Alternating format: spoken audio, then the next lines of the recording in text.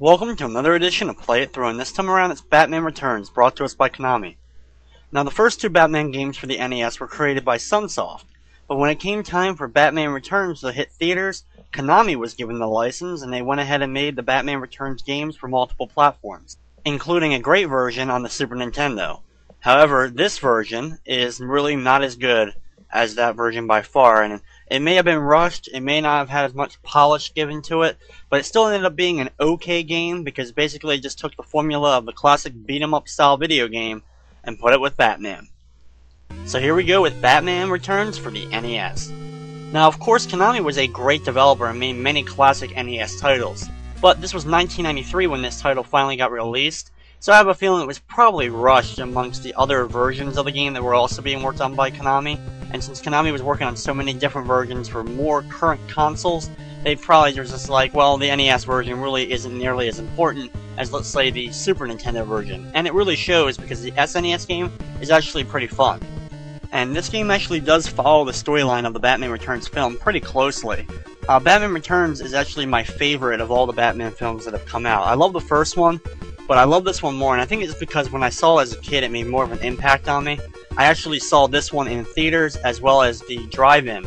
I didn't see Batman, the original movie, until I saw a VHS copy, my VHS copy of it, right around actually the same time that I started watching Batman Returns. I think I watched this one, and then I wanted to see the first one again, so I actually think I got that one for Christmas, along with not only some Batman toys and stuff like that, but I ended up getting this game as well that same Christmas. So it was like kind of a Batman-themed Christmas for me that year.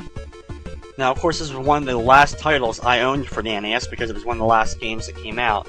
It was like this one, and then there was only a few more after it, like Kirby's Adventure and Zoda's Revenge, Star Tropics 2, were really, I think, the only games that came out after this one that I really remember. There was plenty of games I got after that, but they were older titles that had come out from years before. So here we actually go with the first stage, and you're going to be noticing that I'm just going to be sliding around a lot, and I'm going to be doing that just because Batman walks pretty slowly, but by sliding around I actually can speed up and get through areas a little bit quicker. The game actually takes a good amount of time to beat, and it actually has pretty high difficulty. I remember as a kid, I would always get up to a certain boss, which we'll get to later, and I would always get my butt kicked by this one boss. I don't know why I could never get past it half the time. I mean, I think I eventually did, because I do remember actually beating this title as a kid. But since it came out in like 93, you know, I was much older. I probably didn't beat it till 94, 95. But I was definitely getting better at video games at that point when this game came out. So that probably had something to do with it, but it's still, even as I was slightly older, this game still is pretty difficult even today. And what really attributes to that is the fact you have a health meter, which is fine, but this is a classic beat-em-up style game, you know, that we saw mainly come to fruition on the SNES consoles and the arcades. So they tried to take that formula and put it on an NES title, which is fine, but you only have one life. You know, on most beat-em-ups you have a health bar, but when you have multiple lives, and then you can just use continues after that usually pick up right where you died. But in this game you have one health bar that you can power up, and you can get an extra life, pretty much, which is, you know, that category in the lower right corner of my, like, status bar that says box. I will actually get a box, it'll be like a white medical box, which is basically another full health thing that I can fill up as well, but I don't get that till actually I beat the first level. I'll actually get a hold of that one, and I do get another one, but it's very, very late in the game. It's actually, I'll end up probably getting it in the actual last level of the game. But once that health meter runs out, you die, of course, and then you get the game over screen, and you go all the way back to the beginning of the level. Even if you have made it to the boss, they actually break up the boss segments into different sets. Like, you have, this is stage 1-1. When I make it to the boss, it actually will be stage 1-2. But even if I die at that boss, I actually have to go back to the beginning of 1-1, work my way all the way through this level again, and then face the boss again. And at that point, usually I would end up having not a whole lot of health, especially in the later levels. So here we go with the first boss, and it really becomes a button-mashing fest, because he's just going to keep hitting me no matter what. I don't think you can really beat him without him hitting you.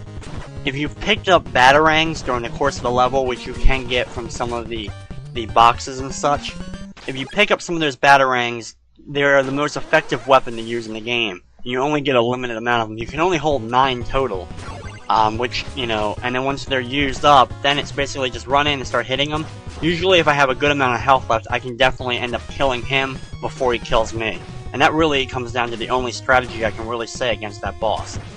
Now, what you've probably already been noticing is that not only do I do the slide a lot, I'm also using that bat cape swipe move, and that is my A and B together move.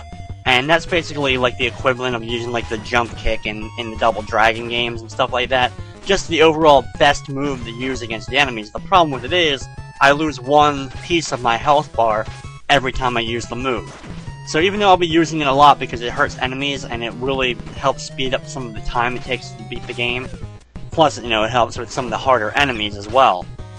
And since I'm given a good amount of health items throughout the game, I don't have to worry too much, but there is some parts of it later in the game where it may become a factor. But once you master the A and B together move, that cape move, it ends up becoming the best thing to do against any enemy, because you see them coming at you, you can time it, you can see like I just did there, I hit 2 enemies at once. You actually can time it and hit these guys on the bikes with it as well. So it becomes one of the most effective maneuvers to use in the game. Like I said, it's pretty much the equivalent of what you would use in like Double Dragon, using that jump kick over and over again to gain advantages over certain opponents. Now, just like most beat-em-ups, I find the best thing to do is make a strategy for each individual enemy, so that when you're getting ready to face that enemy, you know what to expect each and every time, and you prepare and set up for it. Like, for example, these fat guys, if you just want to stay away from them and not try to go in close, you just wait for them to charge at you, and then you swipe them with the cape. They're pretty easy. The only real enemies that give me trouble in this game are those pitchfork enemies that you've seen, the acrobats, which we won't have to deal with for a while, and the knife ladies. The knife ladies are probably the absolute worst enemy in this game. We don't have to deal with them yet, we don't see them until stage 3. But they are easily the worst enemy to deal with in the entire game. The easiest, of course, being the enemies I'm fighting now. The actual, like, brown version of them. The purple version that I'm fighting here is pretty simple as well. They really don't do much else. Not like they're very challenging to deal with. They're basically just your normal thug, whatever your basic enemy in any beat-em-up would be, is the equivalent of these guys. Now, as you can see, I'm in a giant, like, department store, as I'm actually going to be going to the roof of the department store to do battle with Catwoman, who is the boss of Stage 2, and eventually ends up being a pretty tough battle, because the controls against bosses, you know, it's not like a classic boss where, oh wait, you wait till they're open, and then you go in for the attack. It sometimes just becomes really down to luck, and, you know, being able to press the button faster than the boss themselves. Which usually doesn't happen because the computer always cheats, so that's one thing to deal with. Now here we go with these devil guys, and my strategy really is, because they like to go to the sides and shoot the fireballs at you, I like to run in with a slide, and then if you can do the A-B move together and hit him with that, it does the most damage. But just do the slide and then start doing a punch combo is probably the best way to get through those guys. Now you're actually seeing me use the grappling hook for the first time in the game during these little periods of time. I actually will need it to defeat a certain enemy coming up, so and I also will need it to defeat the final boss of the game, actually. To be able to do the most damage to the final boss, you actually have to use the grappling hook of all things in order to beat him. This little part that I've been dealing with right here is actually one of the few times in the game where they actually have more of an innovative playing field to deal with the enemies, having that big giant water, electrified water thing in the middle, and you have to use the platforms. Now here is that enemy I was talking about that you have to use the grappling hook on. You have to get right underneath of him and then blast up at him. And the worst thing about it, the absolute positive worst thing about this, if you accidentally fall down those holes, you end up going back to the beginning of the department store.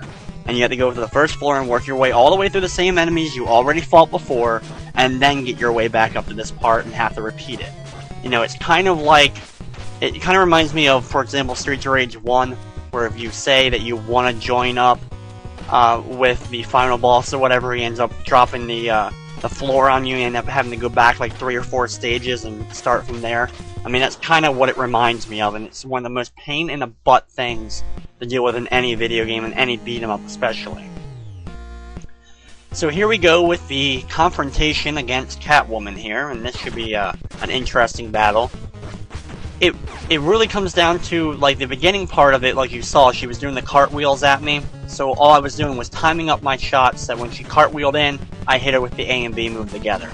Then she completely changes her pattern and does more of a jumping motion anytime you charge towards her. And then it just comes down to luck for hitting her. And then the third part of the battle, which is what's going on now, is she starts using the whip against me. And my best strategy for it is